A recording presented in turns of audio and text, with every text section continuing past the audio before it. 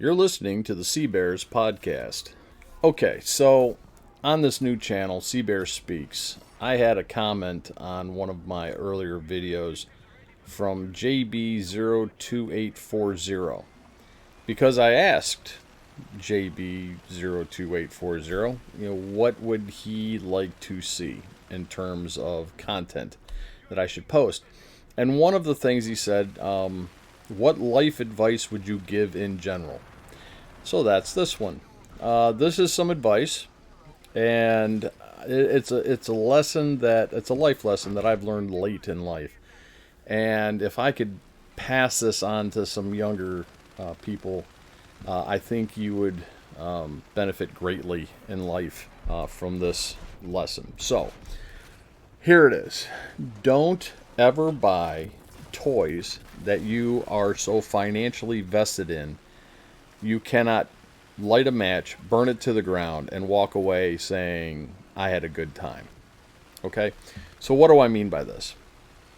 By the way, my mother always said that the difference between a man and a boy was the length of his legs and the price of his toys. Well, there's truth to that. But women also are a little flippant when it comes to money, except they don't buy toys. They buy jewelry, shoes, purses, and cosmetic surgery. Guys tend to buy cars, boats, planes, kayaks, whatever, right? So here's what I mean by that statement about don't ever buy anything you cannot, or that you're so financially vested in you cannot just simply burn it to the ground or abandon it or whatever, take it to the junkyard and say you had a good time with it and be gone. So this is personal, and when I finish with my personal aspect of it, I will extend this out to a more general topic. So I have a boat. Okay, I have a sailboat. It's 46 feet long. I paid $165,000 for this boat. And you're probably sitting there going like, holy crap, you're rich. Well, yes and no. Okay, I'm almost 60 years old. I'm 59. I had some property that I had bought that I was able to sell to raise the money to pay for the boat. So I paid cash for this boat. I didn't take out a loan for the boat. I paid cash for the boat. Now, when you buy a boat, especially one of that size, you have what's called a survey done. It's kind of like a home inspection or an inspection of the boat. And the surveyors that I bought the boat or used to inspect the boat were advised to me from the agent, the brokering agent. And we took it out on sea trials, and they looked it up and down, and they told me, "Oh, this thing is perfect. There's not a problem with it. You will be able to enjoy life on this boat." Okay, so first off, man, bullshit. But the reason why I use that term "enjoy your life" on it is the reason why I bought this boat was my bucket list was to sail the South Pacific. I wanted, in my later years after I retire, to sail the Pacific. I want to go to Easter Island. I wanted to go to Pitcairn Island. Pitcairn is where the mutineers from the Bounty, HMS Bounty, that's where they fled to and sunk the Bounty. And their descendants still live there today. I want to go to Pitcairn Island. I want to go to French Polynesia. I want to go to Samoa. I want to go up to Solomons. And I want to dive on the fleet that was sunk by the atomic bombs at the Bikini Atoll. I want to go to Saipan. I wanted to go to Tinian. I wanted to, go over to Guam and Okinawa. I wanted to see these islands where World War II was fought, where our ancestors fought and died for the freedom of the world. I wanted to see that before I died. And the only way you're going to get there, unless you're a multimillionaire, is you got to have a boat. So I talked to the wife, and we decided that we would sell property and assets to buy a boat that would take us to the South Pacific. So that's why we bought a boat. Okay, so the surveyor said that there was nothing wrong with the boat. So we went ahead and bought the boat. And the very first time we tried to get underway, because I was going to take it up to the boatyard to have the bottom repainted, right? Because you know it's in seawater, right? Stuff grows on it, so you got to replace the bottom every once in a while. So we got underway, and right outside of the breakwater, we started having engine problems, and to the point where we got stranded. You know, we were in a navigable river with strong currents that were ebbing and flowing with the tide, and our engine wasn't working. And I had to drop the dinghy and strap the boat to the dinghy and push it back into port with the dinghy. The dinghy is a small boat that you put on larger boats to take you back and forth to land or whatever. So I had to use the dinghy and an outboard motor to push this 46-foot sailboat back to the dock. So right out of the gate, first time out, right, we have problems. And as we start digging into this boat, we find all kinds of problems. The sail was bad. Had to replace the sail, $8,000 there. We had to replace the running rigging. That's all the ropes. We had to replace all those. That was like $5,000-$6,000. The entire electrical system on the boat was garbage.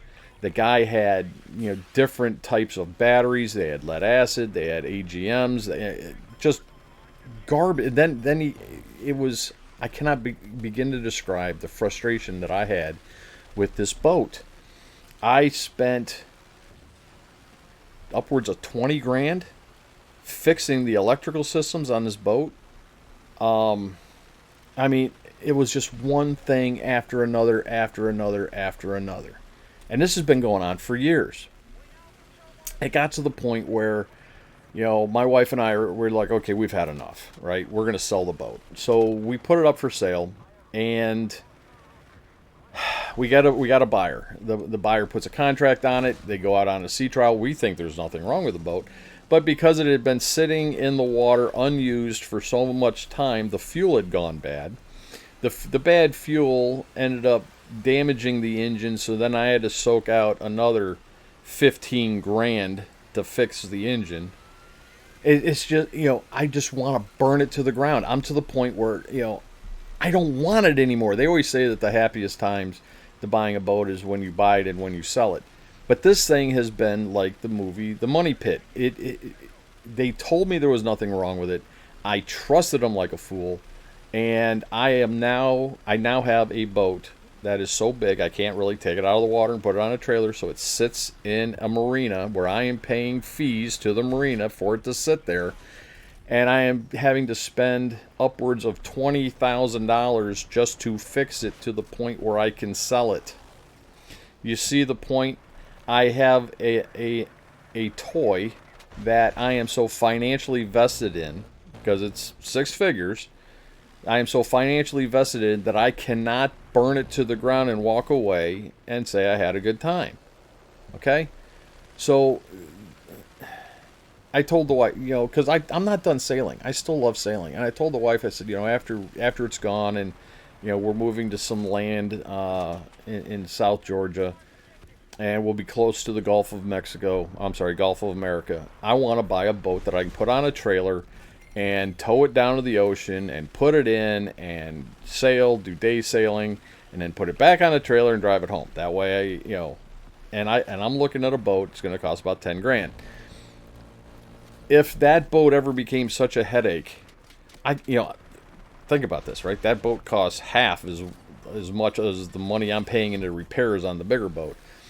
I could put a match to that boat and watch it burn and go, I had a good time with it. I can't do that with a boat that costs 165 grand. Okay?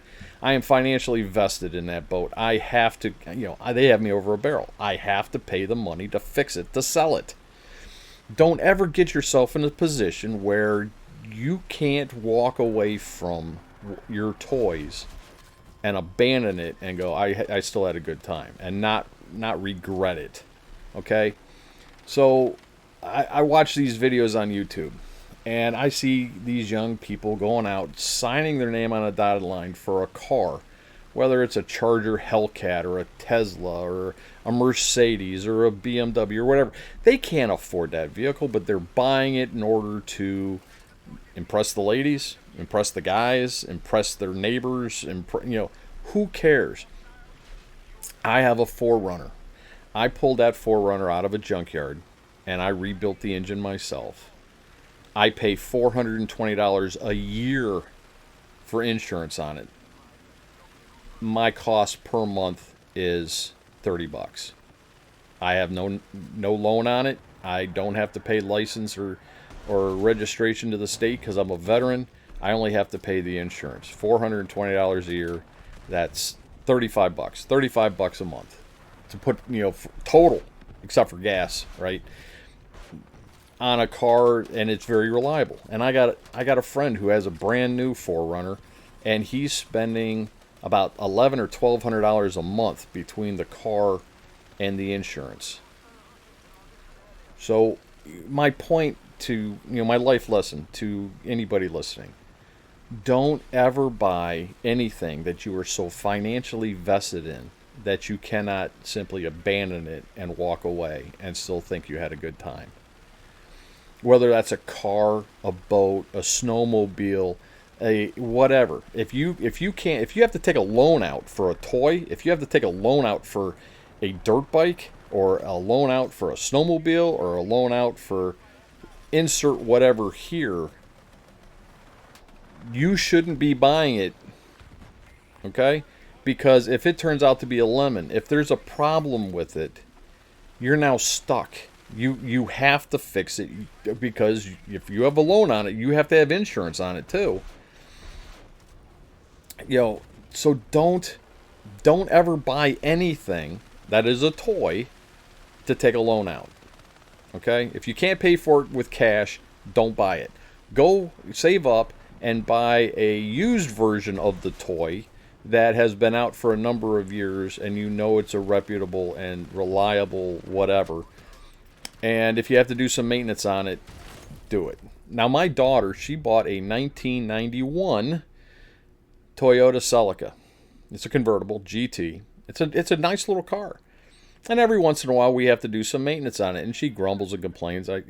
But she has a friend who has a brand new Toyota Corolla, and her friend is paying $700 a month for a Corolla.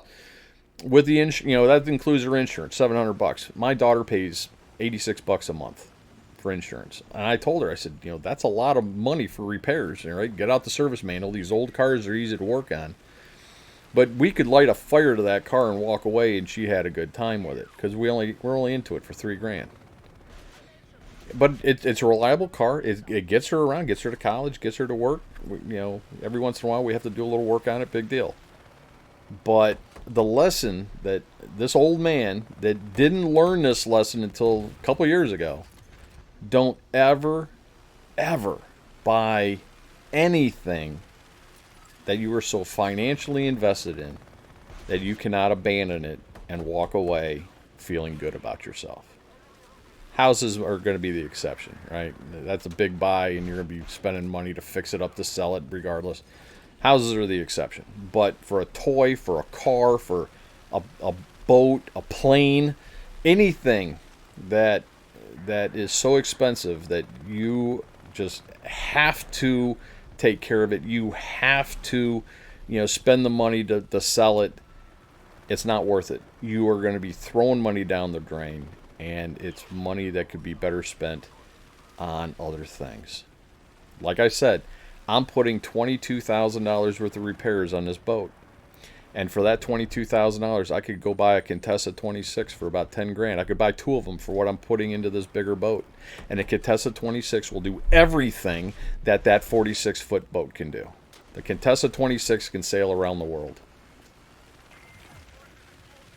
And if I'd done my homework, and I'm kicking myself because this is the biggest blunder, this is the biggest mistake I've ever done in my life. If I'd done my homework, I would have bought the Contessa and put it on a trailer 5 years ago, and I wouldn't be over the barrel today. So why didn't I buy the Contessa? Why did I buy the Jeanneau 5.6?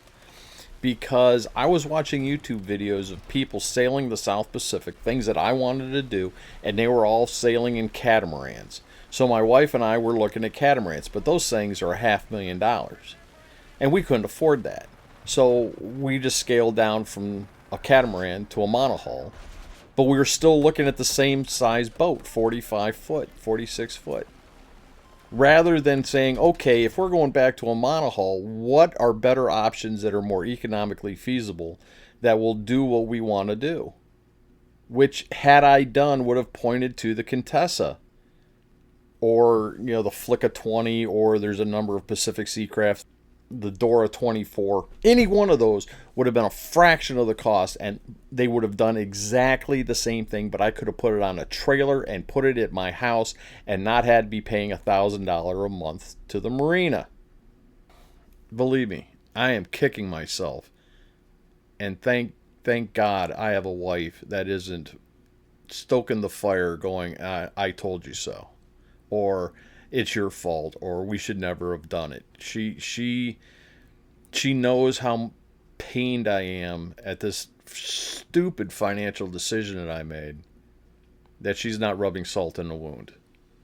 So that's another piece of advice. Find a good spouse that will love you for who you are, mistakes and all, and isn't after money and loves you for who you are. Learn from this lesson. I hope you enjoyed it. I'm running long again. I tend to ramble, but take it to heart. Don't buy anything that you are so financially invested in you can't put a match to it and walk away saying, I had a good time. With that piece of life advice, this is the Sea Bear, out.